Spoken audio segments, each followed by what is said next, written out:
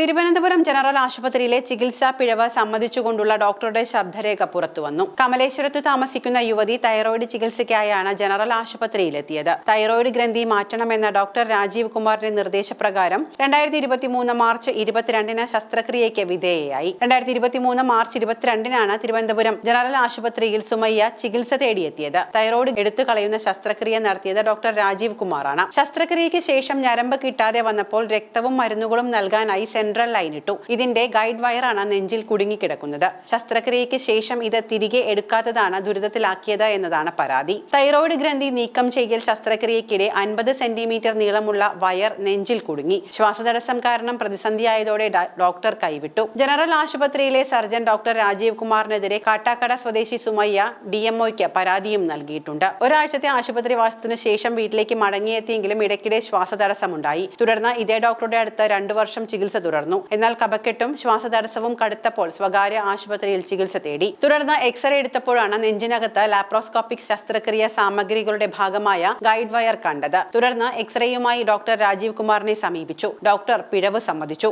മറ്റാരോടും പറയരുത് എന്നും മറ്റു ഡോക്ടർമാരുമായി സംസാരിച്ച് കീഹോൾ വഴി ട്യൂബ് എടുത്ത് നൽകാമെന്ന ഉറപ്പും നൽകി പറഞ്ഞുവിട്ടു. പിന്നീട് രാജീവ് കുമാറിന്റെ നിർദ്ദേശപ്രകാരം ശ്രീചിത്ര ആശുപത്രിയിൽ ചികിത്സ തേടി. CT സ്കാനിങ്ങിൽ കാലപ്പഴക്കം വന്ന വയർ രക്തക്കുഴലുമായി ഒട്ടിച്ചേർന്നുവെന്നും എടുക്കാൻ കഴിയില്ല എന്നും അറിയിപ്പ് കിട്ടി. ഇക്കാര്യം രാജീവ് കുമാറിനെ അറിയിച്ചപ്പോഴേക്കും എനിക്കൊന്നും ചെയ്യാനില്ലെന്ന് പറഞ്ഞ് കൈ ഒഴിഞ്ഞുവെന്നും യുവതിയുടെ പരാതിയിൽ പറയുന്നുണ്ട്. തുടർ ചികിത്സയ്ക്ക് മാർഗമില്ല എന്നും മുഖ്യമന്ത്രിക്കും ആരോഗ്യമന്ത്രിക്കും പരാതി നൽകുമെന്നും സുമയ്യ പറഞ്ഞു. സുമയ്യയുടെ നെഞ്ചിലാണ് ട്യൂബ് കുടുങ്ങിക്കിടക്കുന്നത്. ഇതിനിടെയാണ് രോഗിയുടെ ബന്ധുവിനോട് ഡോക്ടറുടെ വെളിപ്പെടുത്തൽ. പറ്റിയത് തെറ്റ് തന്നെയെന്ന് ഡോക്ടർ രാജീവ് പറയുന്നു.